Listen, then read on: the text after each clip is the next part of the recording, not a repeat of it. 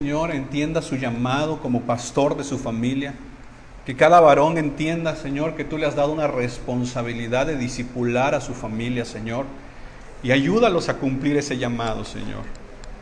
Queremos pedirte por la provisión, Señor.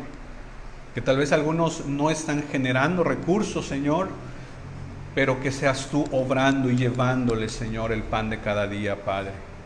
Sé tú, Señor.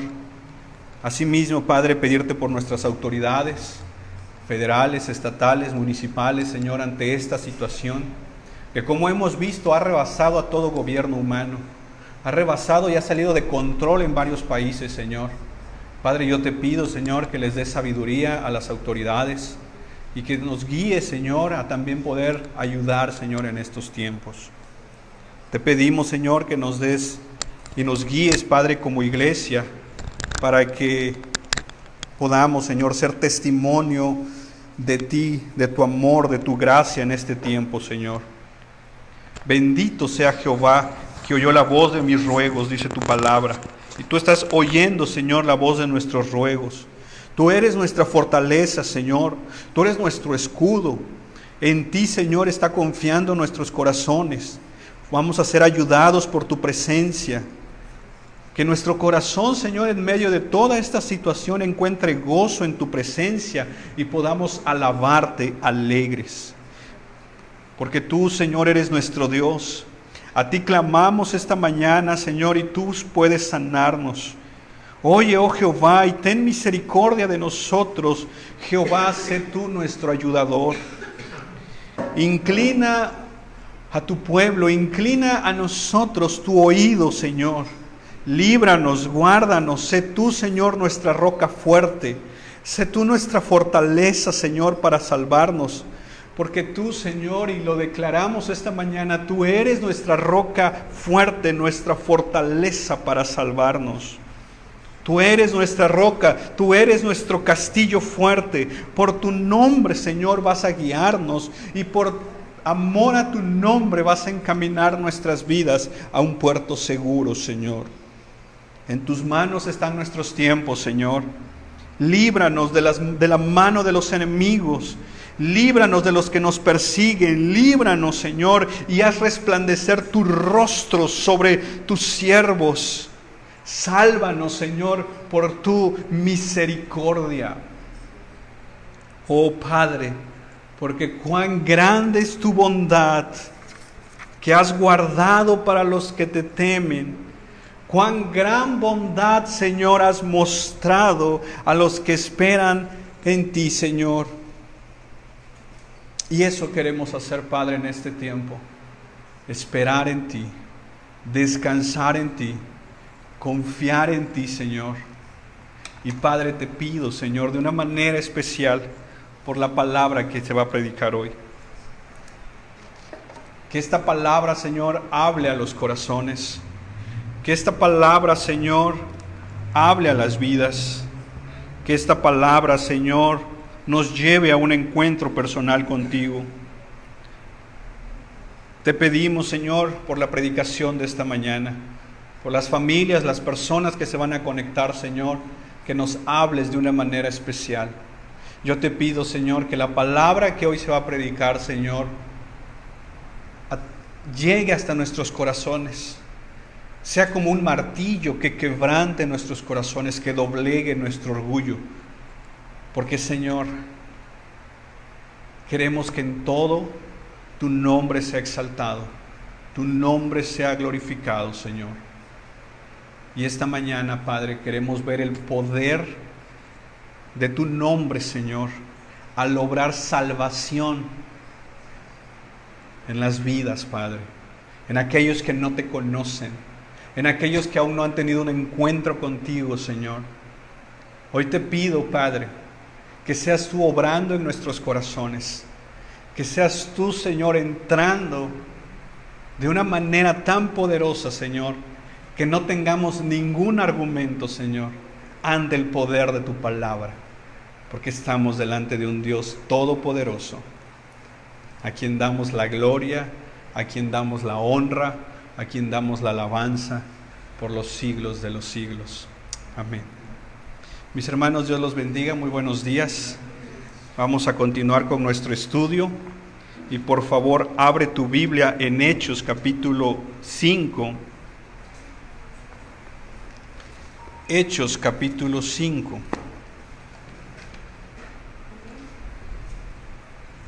Y vamos a leer los versos 12 al verso 16. 12, 13, 14, 15 y 16. Solo para aclarar, es continuidad de nuestro estudio. Seguimos en el libro de los Hechos, ya llevamos algunos meses, gracias a Dios ya hemos llegado hasta el capítulo 5. Y esta mañana, con la ayuda de Dios, quiero que estudiemos estos versos. La semana pasada veíamos lo que sucedió con Ananías y Zafira, y la pregunta que concluíamos es: ¿dónde está nuestro corazón? El tema de esta mañana se titula Sanos, pero ¿salvos? Y la Escritura dice: y por la mano de los apóstoles hacían muchas señales y prodigios en el pueblo, y estaban todos unánimes en el pórtico de Salomón. De los demás, ninguno se atrevía a juntarse con ellos, mas el pueblo los alababa grandemente.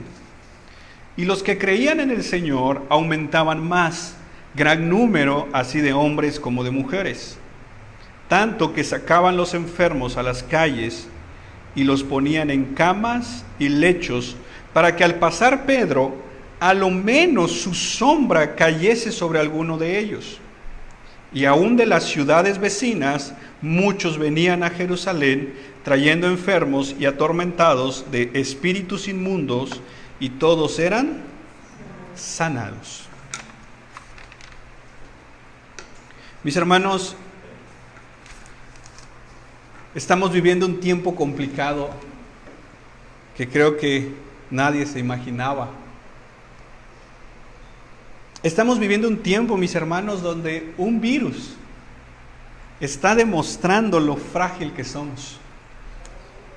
Está demostrando lo débil que somos. Está demostrando muchas cosas. Y si algo trae este virus, mis hermanos, no solo es una enfermedad física al cuerpo. Este virus está trayendo también una enfermedad, por así decirlo, o un cambio en nuestras emociones. Tú sientes la tensión en el aire, hay miedo, hay pánico.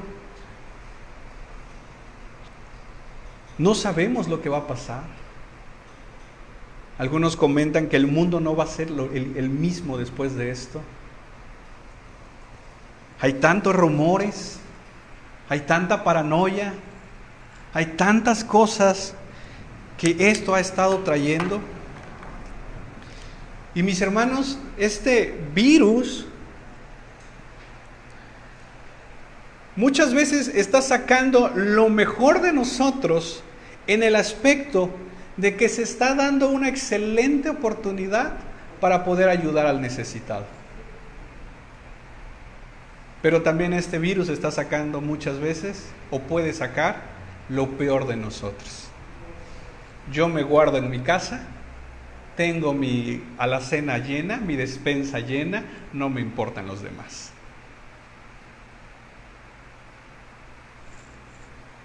Pero mis hermanos, pase lo que pase, o las situaciones que nos toque enfrentar de aquí en adelante, como iglesia de Cristo tenemos un llamado a primeramente orar unos por otros, porque la oración es poderosa, hermanos. Tenemos que volvernos intercesores y empezar a orar también por los necesitados, por los que hoy están más vulnerables. Tenemos que orar por nuestras autoridades, mis hermanos. Que Dios les ayude y les dé sabiduría para tomar decisiones sabias en este tiempo. Tenemos que orar por una provisión de parte del Señor para que el plato de comida no falte en la mesa, no solo en tu casa, sino también en la casa de tus vecinos, de tus familiares, de amigos, de conocidos, mis hermanos. Como iglesia tenemos que pedirle a Dios en este tiempo que nos dé sabiduría para saber qué hacer, para saber cómo ayudar, de tal manera que tampoco caigamos en la imprudencia. Tomando todas las precauciones necesarias, mis hermanos, como iglesia es tiempo que tenemos que ayudar, es tiempo de ser luz. Es tiempo de ir, como dijo el Señor Jesús, de caminar la milla extra, pero le pidamos a Dios sabiduría, ¿cómo vamos a caminar esa milla extra? Como iglesia, mis hermanos, tenemos la responsabilidad de guiar las conversaciones que tengamos con otras personas hacia el Evangelio. No seamos portadores tampoco de nosotros de más pánico. Porque ahorita, mis hermanos, hay tantas voces creando más pánico. Como iglesia, mis hermanos, tenemos la gran responsabilidad de predicar de la esperanza que hay en tu corazón, de la esperanza que tenemos. Es una esperanza que va más allá de esta vida, es una esperanza que trasciende a la eternidad. Como iglesia, mis hermanos, necesitamos compartir la buena noticia del Evangelio, porque esa noticia trae paz en medio de las tormentas. Si algo, mis hermanos, nos está exigiendo este tiempo que estamos viviendo, es fidelidad. Fidelidad a Dios, fidelidad a su palabra, porque ¿sabes qué es lo que el mundo se dio cuenta? Que no tiene esperanza.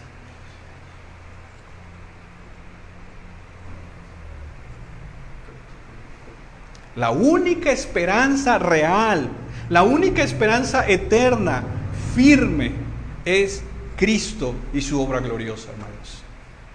Y tú y yo somos portadores de esa esperanza. Se nos exige fidelidad a la palabra, hermanos, para no andar decretando cosas que no son. Para no andar declarando o proclamando cosas que ni son bíblicas. Una persona me decía hace unos días que el viernes a las 8 de la noche yo tenía que guardarme en mi casa, poner unas manchas en mi pared, en la puerta de mi casa, porque iba a pasar una neblina y el espíritu de muerte iba a estar sobre la ciudad y iba a ser un gran estrago. El viernes, antier.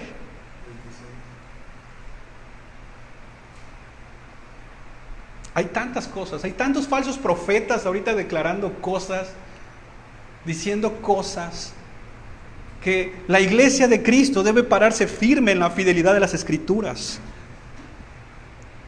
Hermanos, aquí estamos en un tiempo que no tiene que ver que si seas pastor, que si seas predicador, a todos se nos está demandando, mis hermanos, predicar la suficiencia de las Escrituras. Es que yo no soy pastor, es que yo no soy predicador. Hermano, el mundo se está viniendo abajo, se está desmoronando. Es la iglesia que hoy tiene que levantarse en el nombre de Jesús para proclamar que Cristo es suficiente.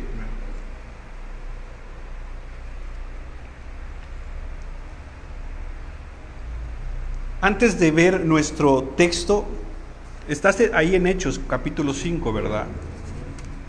Mira un momento Hechos capítulo 4, verso 29. En la misma hoja quizás en tu Biblia o una hoja antes. La iglesia está orando y dice en Hechos 4, 29, y ahora, Señor, mira sus amenazas y concede a tus siervos que con todo denuedo hablen tu palabra. Los discípulos, los apóstoles están diciendo: Señor, mira lo que ellos están haciendo, mira cómo nos amenazan, pero danos valor para hablar tu palabra. Verso 30, mientras extiendes tu mano para que se hagan sanidades, para que se hagan señales, para que se hagan prodigios mediante el nombre de tu santo Hijo Jesús. Los apóstoles habían estado orando en el capítulo 4 diciendo: Señor, danos valor para predicar tu palabra, mientras tu mano de poder hace milagros, mientras tu mano de poder hace prodigios, mientras tu mano de poder hace maravillas. Y si algo vemos en el capítulo 5, verso 12 al 16, es la respuesta de Dios haciendo milagros, haciendo prodigios, haciendo maravillas. Porque si ves el texto, por ejemplo, dice el verso 15, que sacaban a los enfermos a las calles y los ponían en camas y en lechos. Lechos es una cuestión como una colchoneta. Entonces ponían en la calle a los enfermos en camas, en colchonetas, de tal manera que ellos esperaban que Pedro pasara. Y ya ni siquiera, mis hermanos, estaban esperando que Pedro los tocara o algo, no. Dice que a lo menos su sombra cayese sobre alguno de ellos. Hay un canto que dice así, ¿no? Pero mis hermanos, la sombra de Pedro no sanaba. El que sana es Cristo. Ahora, si algo vemos en estos versículos, hermanos, es el poder de Dios en los milagros. Es un poder de Dios desplegándose en sanidades, milagros. Y eso quiero que veamos esta mañana. En primer lugar, quiero que veamos el poder de Dios en los milagros, en las sanidades. Y en segundo lugar, quiero que veamos el poder de Dios en la salvación. Por eso el tema de esta mañana es sanos, pero ¿salvos? Entonces, en primer lugar, quiero que veamos el poder de Dios en los milagros. Cuando tú lees el libro de los Hechos, ves que el primer milagro, y lo veíamos, el primer milagro narrado es aquel de la curación de un cojo, ¿sí te acuerdas? Estaba sentado a la puerta del templo, pasa Pedro, le dice: no tengo oro ni plata, pero lo que tengo te lo doy en el nombre de Jesús, levántate, y en el momento se levanta. Y tú que has leído la Biblia desde el Antiguo Testamento hasta el Nuevo Testamento, la Biblia está llena de milagros. Y de esos milagros no quedaron en el Antiguo Testamento. En el Nuevo Testamento ves muchos milagros, sobre todo en el libro de los Hechos. Ves muchas señales, muchas sanidades, muchos prodigios. La palabra prodigio, mis hermanos, es algo especial, algo extraordinario, algo que va más allá de los límites de la naturaleza. Por ejemplo, solo por mostrar uno, ¿te acuerdas aquel momento cuando es Naamán, el de la lepra? El profeta Eliseo, ni siquiera sale el profeta, se lo manda a decir y le dice: ve y métete 7 veces al río Jordán. Un hombre leproso. Él al principio duda, pero luego lo convencen, hace lo que el profeta le dice, y dice que la piel era como de un bebé. ¡Qué milagro, hermano! ¿Por qué? Porque nuestro Dios es poderoso. Y uno, cuando ve cosas como esas, hermano, uno queda impresionado. En el Nuevo Testamento ves resurrecciones. Más adelante, en el mismo libro de los Hechos, está Pablo predicando. Hay uno sentado en la ventana, se duerme. Que no es bueno dormirse en la prédica. Cae y, como decía un amigo, queda paleta.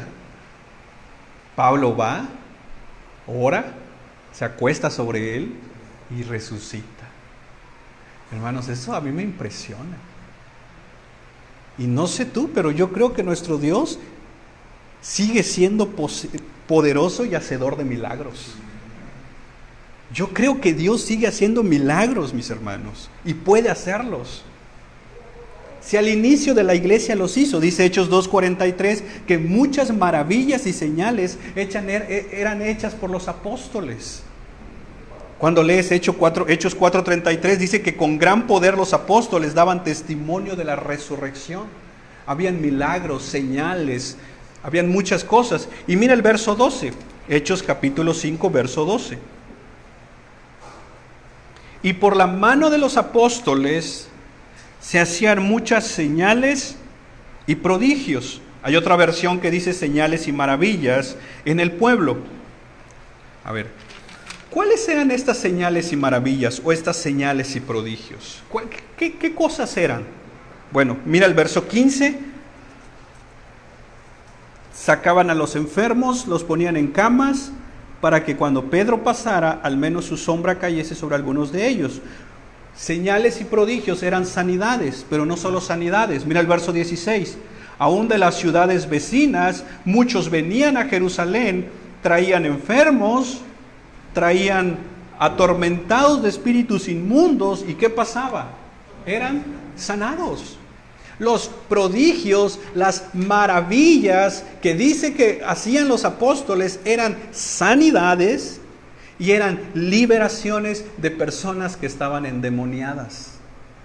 Eso era, mis hermanos. Dios estaba obrando de una manera gloriosa, hermanos. Y yo creo que puede seguir obrando así. Yo creo que nuestro Dios es poderoso. Cuando habían estas señales, estos prodigios, estas sanidades, estas liberaciones, ¿cómo crees que respondía la gente? Bueno, en parte nos dice que traían a más enfermos. Pero mira, en primer lugar, estas señales, estas maravillas, dice el verso 12, unían al pueblo. Y estaban todos unánimes en el pórtico de Salomón. El pórtico de Salomón era una parte del templo. Era como una entrada más o menos. Las señales y maravillas unían al pueblo. Pero no solo eso. Las señales y las maravillas alejaban también a algunas personas. Mira el verso 13. De los demás, o sea, habían otras personas, ninguno se atrevía a juntarse con ellos. Estaban los apóstoles obrando señales y maravillas. Había una parte del pueblo que se juntaba con ellos y habían otros que no se querían juntar, habiendo señales y maravillas. Otros alababan, ahí dice el verso 13, mas el pueblo los alababa grandemente. Habían conversiones, gente estaba viniendo a los pies de Cristo. Mira el verso 14. Los que creían en el Señor aumentaban más gran número, así de hombres como de mujeres. Pero también había oposición. Mira el verso 17. Entonces, levantándose el sumo sacerdote y todos los que estaban con él, esto es la secta de los saduceos, se llenaban de celos y echaron mano a los apóstoles y los pusieron en la cárcel pública. Estaba pasando algo glorioso, mis hermanos. Estaban los apóstoles, habían sanidades, liberaciones, el pueblo estaba llegando, gente de otros pueblos estaba trayendo a sus enfermos y estaba Dios obrando de una manera poderosa. Había más pueblo juntándose, había un grupo que decía, no, mejor me voy, mejor me alejo. Dios estaba obrando conversiones, las autoridades trayendo oposición, agarrando a los apóstoles y los meten a la cárcel. Esto, mis hermanos, es algo glorioso que no sé tú, pero a mí me gustaría ver algo así, más en estos tiempos. Veía las estadísticas ayer, más de 500,000 de infectados. Se hablaba de 30,000 muertos a nivel mundial.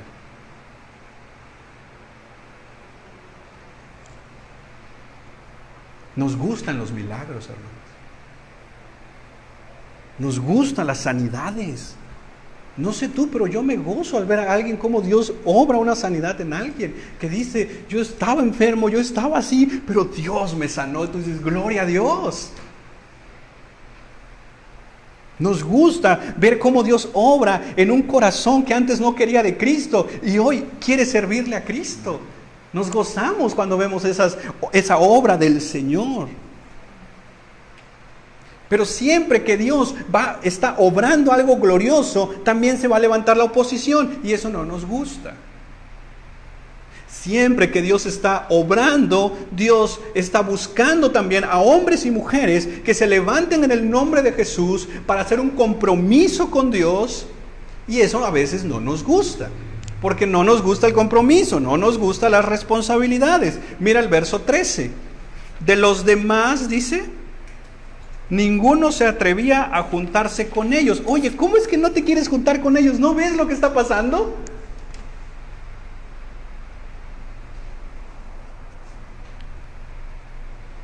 Algunos comentaristas dicen que habían personas que querían estar cerca, pero como acababan de ver lo que había pasado con Ananías y Zafira, mejor dijeron, no, está bonito los milagros, están bonitas las sanidades, pero aquí está dura la cosa. Entonces simplemente algunos decidían irse. Y muchas veces, mis hermanos, lo voy a poner en primera persona, muchas veces así soy. Yo quiero un milagro de Dios. Señor, sáname. Señor, que mañana aparezca dinero en mi cuenta. Orando, Señor, que el que me cobra la renta en esta cuarentena no me la cobre. Por fe. Yo quiero sanidades. Yo quiero ver almas venir a Cristo. Pero ¿saben lo que a veces no quiero? Es responsabilidad. Lo que a veces no quiero es compromiso. Y muchas veces, mis hermanos, Dios obra ese milagro que le has estado pidiendo. Todos. En menor o mayor grado, yo sé que todos tenemos por lo menos un testimonio de cómo Dios ha hecho algo glorioso en nuestras vidas. Tú me dices, hermano, yo no. Estás aquí esta mañana. No te imaginas y a veces ni tienes idea de lo que el Señor te ha guardado. Algunas cosas nos hemos dado cuenta, pero hay muchas que no nos damos cuenta de cómo el Señor nos ha cuidado y nos ha guardado. Cuando tú, en este tiempo que estamos viviendo, te pares y prediques el Evangelio, ¿sabes con qué te vas a topar? Te vas a topar con lo mismo que se toparon los apóstoles. Va a haber oposición. Va a haber gente que simplemente no te va a querer escuchar y es más, va a hablar mal de ti. Habrán otros que simplemente se van a ir. Habrán algunos que se van a quedar, pero se van a quedar solamente buscando el beneficio. Oye, vamos a aquella iglesia, mira, ya están dando esto. No, antes estaba bueno, antes daban algo, ahora ya ni café dan. Hay café, hermanos, por cierto. Ahora vamos a buscar a otra. Porque solo estamos buscando los beneficios. No es que aquí sí hay de esto, es que aquí dan comida. Es que allá sí esto, es que aquí sí esto. Pero pocos quizás se van a quedar y van a permanecer. Porque dice el verso 14, y los que creían en el Señor aumentaban más, gran número, así de hombres como de mujeres. Hermanos, en el tiempo que estamos viviendo, en este tiempo no podemos diluir el Evangelio. No podemos rebajar el Evangelio solo para atraer a más personas, hermanos. No podemos pararnos y andar prometiendo cosas que no son, declarando cosas que no son, diciendo cosas que ni al caso. Ven a Cristo y no te vas a infectar de coronavirus. Pero hay gente que lo está diciendo. Ven a Cristo y ponte el gel ungido. Pero hay gente que está vendiendo gel ungido. Ven a Cristo y nada te va a pasar, no te vas a enfermar, nada te va a suceder. ¿Es cierto eso? Y te aseguro que si tú y yo empezamos a prometer ese tipo de cosas, híjole, vamos a tener mucha gente. Ven a Cristo y no te va a faltar la comida en casa. Ven a Cristo y Va a aparecer dinero en tu cuenta en estos días.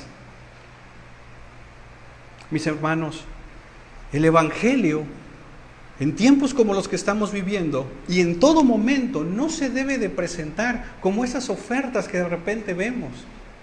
80% de descuento. Ahí vamos, pues, 80% de descuento. Y entonces cuando llegas te empiezan a explicar. Bueno, para acceder a eso primero tienes que comprar acá un seguro. Y muchas gracias. Sale más caro que luego. ¿No? 2 por 1. 3 por 2. Y cuando llegas dices, y luego dices, pero las letras chiquitas, por esas no las muestran. Y muchas veces nosotros podemos correr el riesgo, sobre todo en este tiempo, de presentar un evangelio diluido con falsas promesas. Y tenemos que ser equilibrados, mis hermanos, porque nuestro Dios es poderoso para guardarnos sobre toda pandemia. Eso es una realidad. Eso es un hecho, mis hermanos. Dios puede guardar tu vida y tu familia sobre todo virus, mis hermanos. Y aun cuando tú o yo pudiéramos enfermarnos de ese virus, Dios es poderoso para sanarnos y para restaurar nuestra salud. Pero mis hermanos, al final nosotros tenemos que descansar en la soberanía de Dios, en que Él tiene el control y Él al final de cuentas sabe lo que es mejor para nosotros. Nuestro Dios es poderoso y su poder es demostrado muchas veces en las sanidades. Su poder es demostrado liberando a los cautivos. Su poder es demostrado a través de prodigios, de milagros. Y ahí vemos y contemplamos el poder de Dios y alabamos a este Dios todopoderoso que es nuestro Dios, nuestra roca fuerte y nuestro castillo fuerte. Ese es nuestro Dios a quien adoramos, hermanos, al que es poderoso para guardar nuestras vidas. Pero no podemos agarrar el Salmo 91 como una cuestión de amuleto. Ni plaga tocará tu morada, dice el Salmo 91.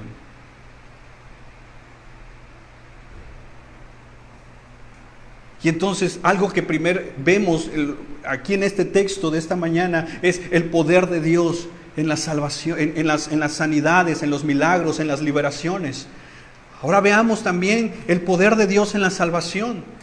Porque mis hermanos, tenemos que entender algo. Más que ser sanados, lo que necesitamos es ser salvados.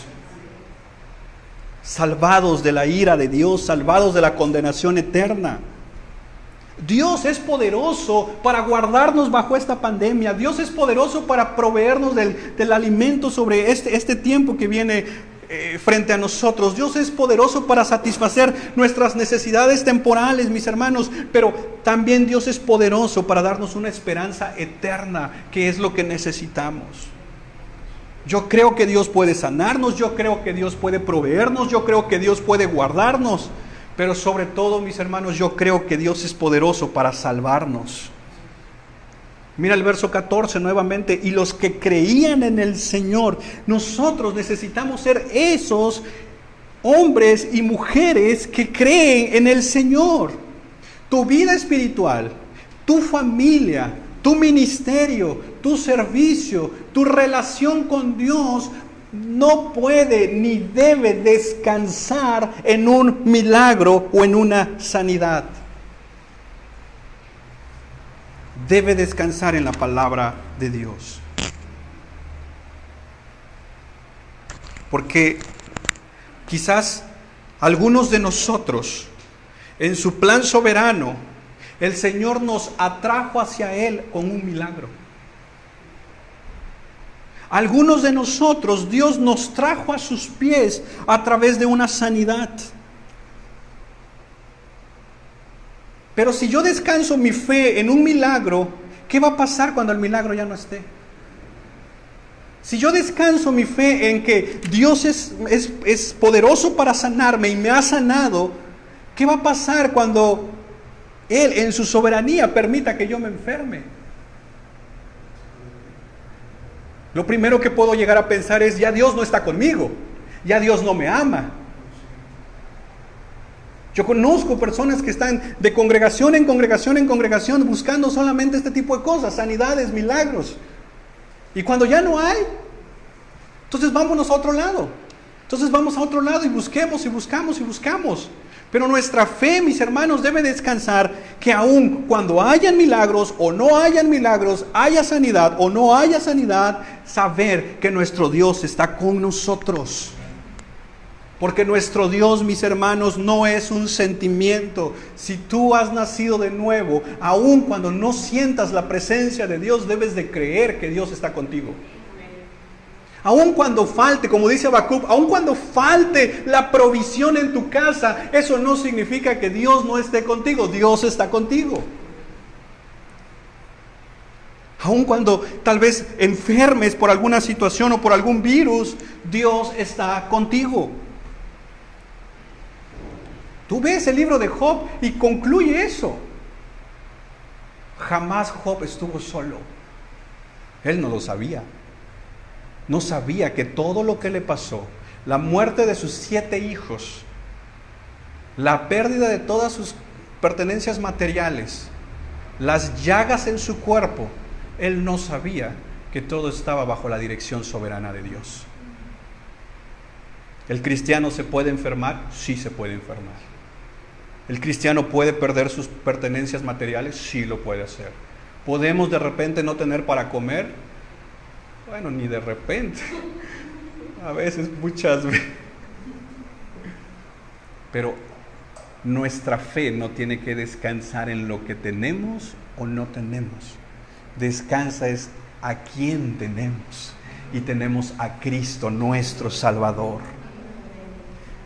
Mis hermanos, puede que tú o yo estemos esperando un milagro. Puede que tú y yo estamos orando por una sanidad. Ya ha pasado semanas, meses orando y clamando al Señor: Señor, sana, sánalo, Señor, sabemos que tú lo puedes hacer. Y algunos de nosotros han pasado meses orando por un milagro, por un prodigio, y posiblemente no ha pasado. Pero aun cuando llegue o no llegara, debes de entender que el mayor milagro ya lo hizo y fue la salvación de tu alma. Ya. El poder de Dios se despliega en las sanidades, se despliega en los milagros, pero también se despliega de una manera más gloriosa en la salvación de un pecador. El Padre eligiendo desde la eternidad, el Hijo viniendo y dando su vida por nosotros, y el Espíritu Santo obrando vida y trayéndonos a Cristo a través del Evangelio. Mis hermanos, la salvación es el milagro, es la señal, es el prodigio más grande por encima de todos. El pastor John Piper dice: no obstante, Dios, que es misericordioso, 500 años antes de Cristo, en Jeremías 31, dijo y prometió que haría algo nuevo. Dios prometió que reemplazaría las sombras con la realidad del Mesías. Dios prometió que vendría a nuestras vidas con su poder, escribiría en tu corazón y en mi corazón su ley, su voluntad, su palabra, de tal manera que nuestro corazón iba a ser pasado de muerte a vida para poder disfrutarlo por siempre. Esa, mis hermanos, es la salvación más grande que podamos imaginar. Que Dios te ofrezca a ti, me ofrezca a mí, la realidad más grande, más gloriosa, para que gocemos de Cristo, para que lo disfrutemos a Cristo, para que conozcamos a Cristo. Eso, mis hermanos, está por encima de cualquier otro milagro. ¿Cómo puede un Dios santo, cómo puede un Dios justo tratar a pecadores como nosotros con tanta bondad? La respuesta es que Dios echó sobre Cristo nuestros pecados. Dios juzgó mis pecados en Cristo para así borrarlos definitivamente. Dios puede tratarnos con misericordia, puede tratarnos con bondad, con justicia, con su santidad, porque Cristo fue ofrecido una vez para llevar nuestros pecados. Cristo cargó nuestros pecados en su propio cuerpo al morir. Cristo canceló nuestra culpa. Cristo nos libró de la condenación eterna. Nuestros pecados fueron borrados. Esto quiere decir que ahora tú y yo tenemos acceso al Padre. Esto quiere decir que tú y yo, cuando doblamos nuestras rodillas, cuando clamamos ahí en donde estamos, podemos invocar el nombre de Cristo y podemos creer por la fe que su Espíritu Santo está con nosotros y podemos acceder libremente al trono de la gracia para hallar gracia, misericordia y oportuno socorro. Ese, mis hermanos, es un milagro por el cual debemos de estar más agradecidos. Permíteme concluir con esto, porque me pareció muy importante. El día de ayer leía en Twitter un tuit de un pastor, Ray Ortlund, y él pregunta lo siguiente, o él comenta lo siguiente: ya no es mórbido, sino significativo pensar seriamente sobre esta pregunta. Él dice: es tiempo, por lo que estamos viviendo, que debemos de hacer una pregunta. Y la pregunta que debemos de hacer es: ¿estoy listo para morir? Y si no lo estoy, ¿cómo puedo prepararme? Nancy DeMoss le contestó a este pastor. ¿Conocen a Nancy DeMoss? Hasta en vivo. Nancy DeMoss le contestó a este pastor: me he preguntado por qué esto apenas se dice, incluso por líderes cristianos y pastores. Parece algo tan obvio que la gente debería estar considerando. Nancy DeMoss le responde básicamente: me he preguntado por qué nadie está preguntándose esto. ¿Estamos listos para morir? Mis hermanos, el hecho que seamos cristianos no significa que no vamos a morir, a menos que Cristo venga. El hecho que seamos cristianos no nos libra de muchas batallas. Lo que sí promete el Señor es que va a estar en medio de nuestras batallas. Aunque ande en valle de sombra y de muerte, no temeremos mal alguno, porque tú estarás con nosotros. Tu vara y tu cayado infundirán aliento, y aderezas mesa delante de nosotros en medio de nuestros angustiadores. Y en la casa de Jehová moraremos por largo tiempo. Mis hermanos, esta pregunta que dice Nancy DeMoss que deberíamos de estar considerando, deberíamos de considerarla. ¿Estamos listos para morir? Y si no lo estamos, ¿cómo podemos prepararnos? No sabemos lo que viene, hermanos, pero las noticias no son alentadoras. Es por eso que como iglesia es tiempo de ser luz. Es por eso que como iglesia es tiempo de que nosotros traigamos el mensaje de esperanza, que es: Cristo salva.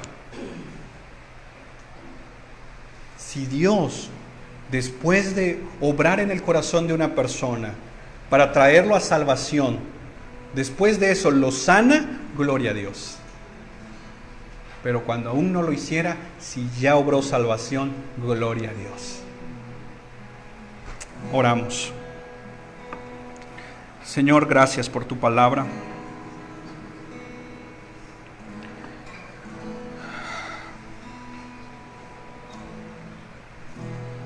Gracias porque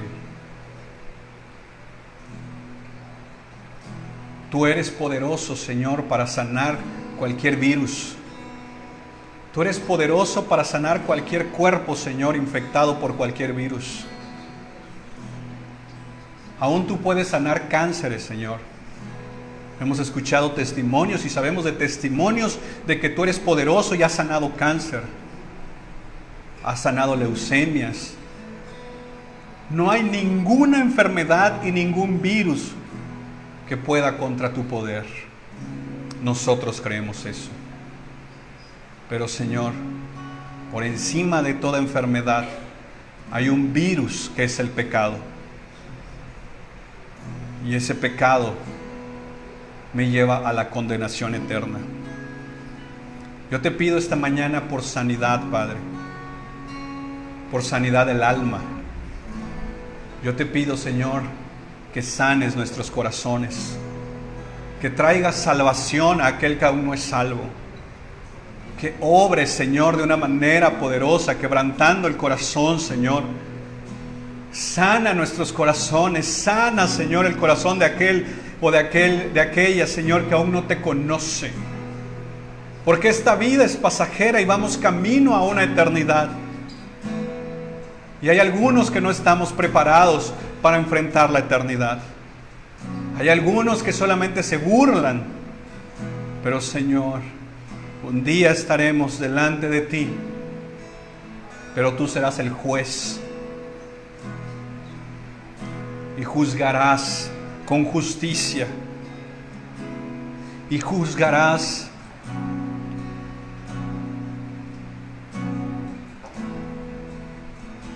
y Señor, ¿qué diremos ese día del juicio final?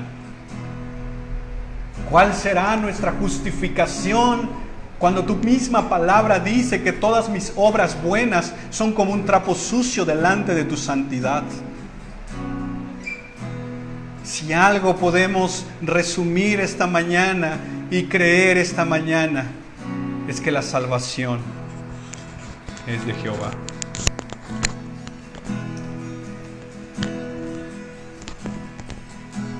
Podemos cantar en nuestra página 4 las salvaciones del Señor y pongamos sobre nuestros pies para poder cantar.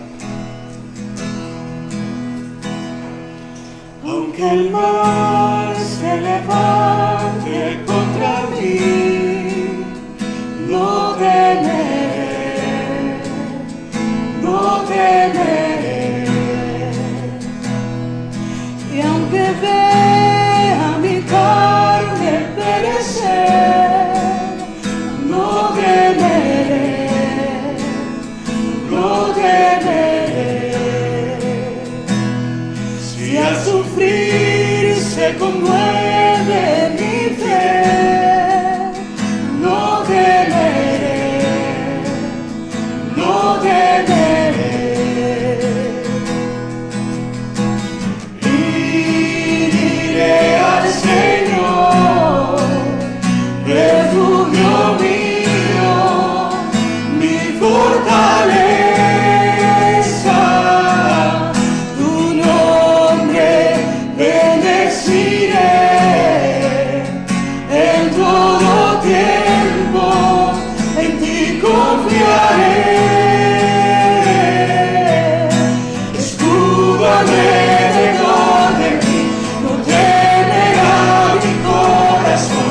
Salvaciones del Señor, mi vida escondida está en Cristo por la eternidad. La salvación es del Señor. Cantamos. Todo el peso de tu ira recayó sobre Jesús. No temeré, oh, perfecto amor que ha cubierto mi maldad y hecho fuera mi temor. No temeré, y diré al Señor, refugio mío, mi fortaleza.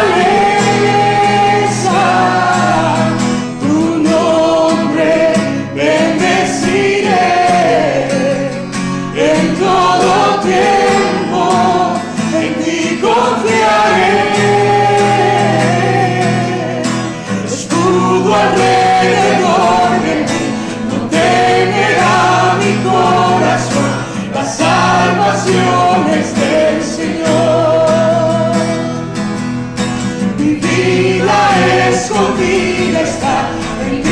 Cristo por la eternidad, la salvación es del Señor.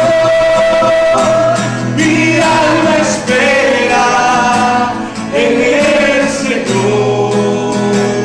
Él es mi roca y mi canción. Me aferro a sus promesas, que en Cristo ciertas son. La salvación es del Señor. Mi alma espera en el Señor. Él es mi roca y mi canción. Me aferro a sus promesas, que en Cristo ciertas son. La salvación es del Señor. La salvación es del Señor.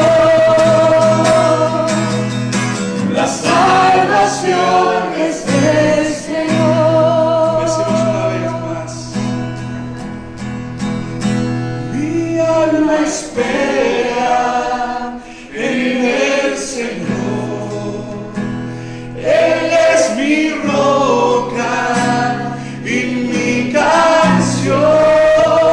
Me aferro a sus promesas, en Cristo ciertas son. La salvación es del Señor. La salvación es del Señor. La salvación